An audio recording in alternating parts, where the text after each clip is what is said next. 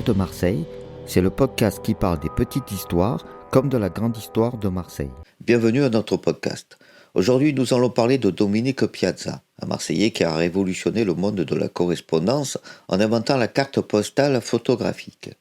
Bien que son nom soit méconnu du grand public, son invention a permis à des millions de personnes à travers le monde de partager des souvenirs et de rester en contact avec leurs proches. Dominique Piazza est né à Marseille en 1860 dans une famille italienne modeste d'origine sarde. Son père est maçon avant de devenir entrepreneur en construction.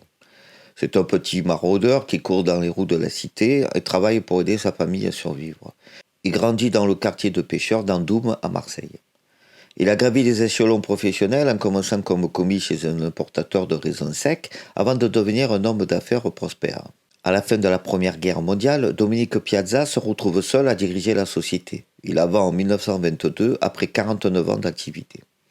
L'idée de la carte postale photographique lui est venue en 1891 lorsqu'il cherchait un moyen économique d'envoyer des photos de Marseille à un ami d'enfance parti en Argentine, à Santiago del Estero, nommé Antonin Billot.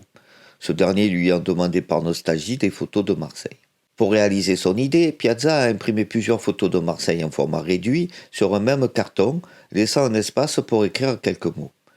Pour satisfaire son ami, Dominique Piazza se ruine en carton obtenu par phototypie, un procédé d'impression à l'encre grasse au moyen de gélatine bichromatée, étendue sur une plaque de verre.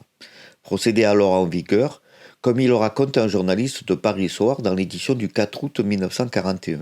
Dans ce même entretien, il ajoute « Ce fut cette dépense impossible à renouveler qui me rendit ingénieux. Je lui ai envoyé 3 vues sur le même carton, puis bientôt j'eus l'idée de faire fabriquer ces petits rectangles ornés de photographies de paysages familiers. » Surmontés parfois d'une mention telle que « Souvenir de Marseille », ils connaissaient rapidement le succès et sont commercialisés.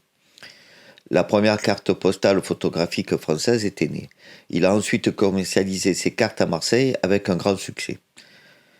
Le premier tirage, supposé, d'1 millier d'exemplaires s'épuise en 1 semaine.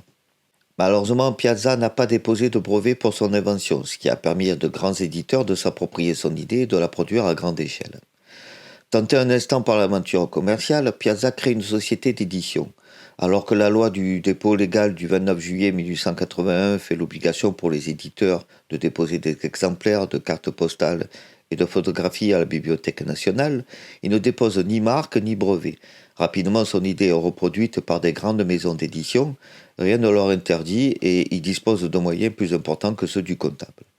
Piazza a dû abandonner la production des cartes postales, gardant une amertume profonde face à ce manque de reconnaissance le restant de sa vie. Il ne manquera pas de rappeler que l'invention de la carte postale photographique lui revenait. Dominique Piazza était un homme aux multiples facettes. Passionné par sa région, il a cofondé la Société des excursionnistes marseillais, une association qui organise des randonnées et des activités culturelles pour faire découvrir les beautés de la Provence. En 1912, il fonde sa propre association, La Famille, qui, sur le modèle de la précédente, a pour but la découverte des beautés naturelles de la région et le maintien des traditions. Pendant la Première Guerre mondiale, elle se mobilise activement pour l'accueil des réfugiés chassés par les combats et les bombardements. Il a également financé la construction du théâtre Sylvain, un théâtre de verdure inspiré de celui d'Orange, qui accueillait les plus grands noms de la scène française. Sous l'influence de son ami Eugène Sylvain, acteur réputé, il veut doter Marseille d'un théâtre de verdure. Il achète un terrain dans le vallon de l'Oriole et y aménage, sur le modèle de celui d'Épidore, un théâtre d'une capacité de 5000 spectateurs, baptisé Théâtre Sylvain. Les matériaux pour sa construction sont issus du démontage de l'exposition coloniale de 1922. Dominique Piazza est décédé à Marseille en 1941. Le 13 décembre 1941, à l'âge de 81 ans, s'éteint cet admirateur et promoteur infatigable des richesses de la Provence. Bien qu'il n'ait pas profité financièrement de son invention, la carte postale photographique a connu un succès mondial et reste un objet populaire aujourd'hui.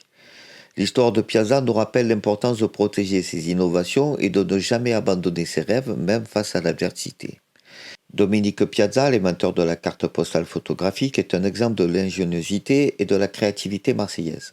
Son histoire, bien que méconnue, mérite d'être racontée et célébrée. La prochaine fois que vous enverrez une carte postale, pensez à Dominique Piazza et à l'impact que son invention a eu sur le monde.